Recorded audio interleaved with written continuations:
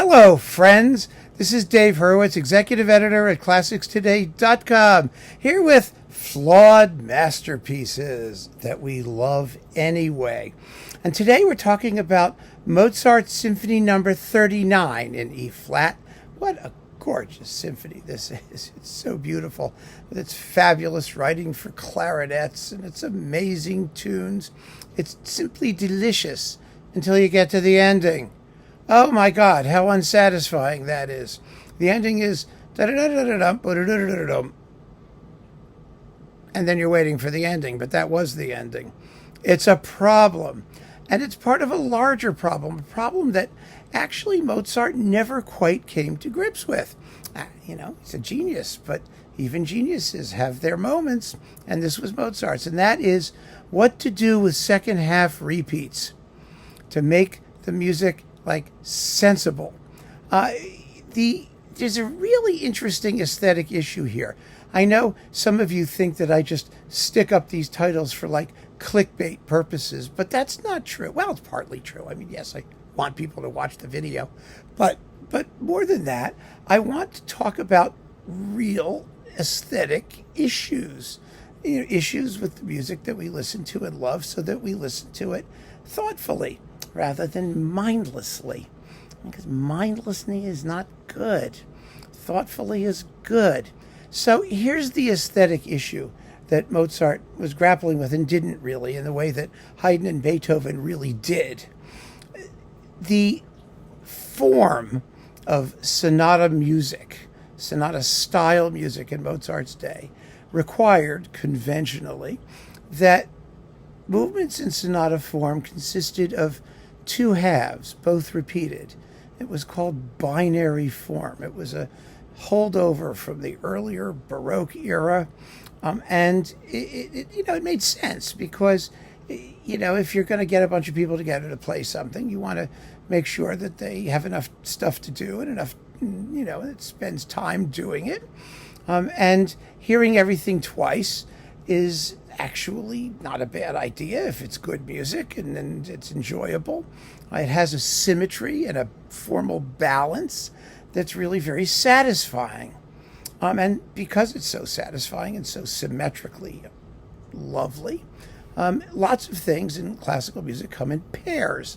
The themes for theme and variation movements come in two halves, both repeated. Rondo movements usually have themes that are in two halves, both repeated. And this writ large became the structure of whole movements in two halves, both repeated. And that's fine until Haydn and Mozart and Beethoven learned to make abstract orchestral music dramatic, learned to handle tonality, key, transition as a way of pushing the music in an extremely goal-directed fashion after developments and incidents and almost a narrative structure in the music. And so it reaches an inevitable climax, a logical climax that demands resolution with a recapitulation in the home key of the movement you're in.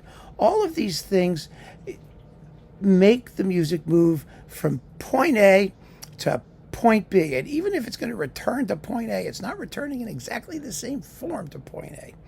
And Mozart understood that as well as anybody. And his music is extremely goal-directed. The problem happens when you reach that goal, and then all of a sudden you have to go back to the beginning and start all over again. Now, in the first half of a sonata movement, that repeat isn't so terrible.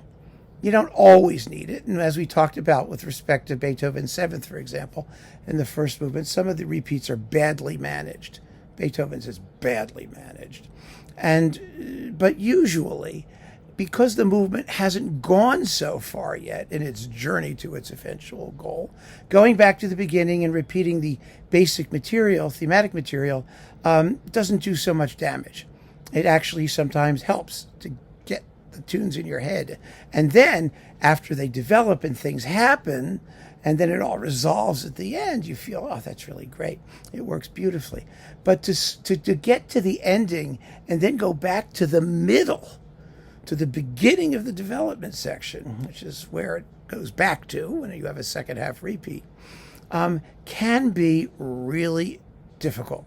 I mean, the first composer who wrote music that really intended that you do all the repeats was Haydn.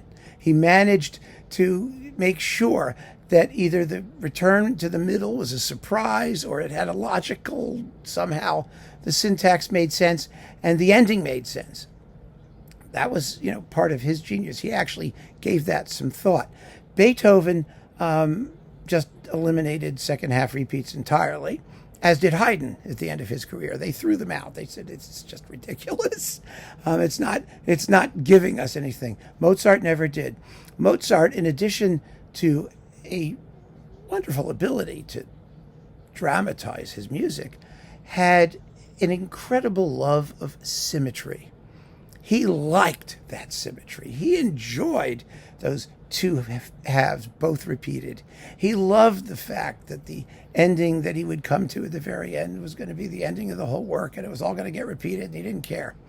The problem was that there are moments in Mozart where a second half repeat is absolutely a dreadful idea.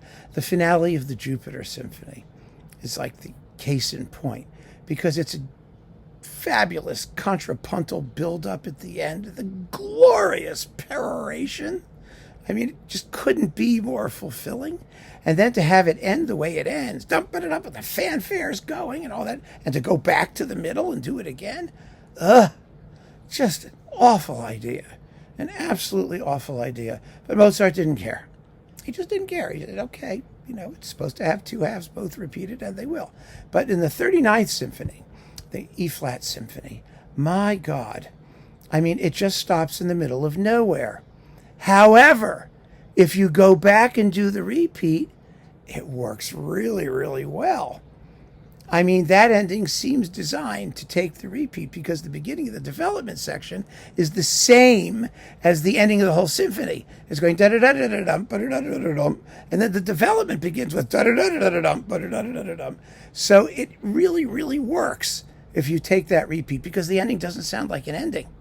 It sounds like it ends mid-phrase, and going back actually completes the phrase, so it sounds just totally right. Unfortunately, if you do that, the ending, whether you do it once or twice, is totally unsatisfying. I mean, if you do it once, at least you could say, well, maybe it's kind of a joke, it just stops. It's all right. But if you go back and then do it again, it sounds even worse the second time around, because now you're really expected to go back and finish itself, and it seems not a joke, just a mistake. It's just abrupt, and it just stops in the middle of nowhere. And the first time I heard it, I fully expected the music to continue with something else. Mozart was not big on writing codas. He didn't want additional stuff. Once he recapitulated and everything was nice and neat and symmetrical, he tended to just say, okay, that's enough, it's over. And that was it. So this is one of those symphonies that has like a real issue. I mean, number 40, the finale of 40, has a similar issue.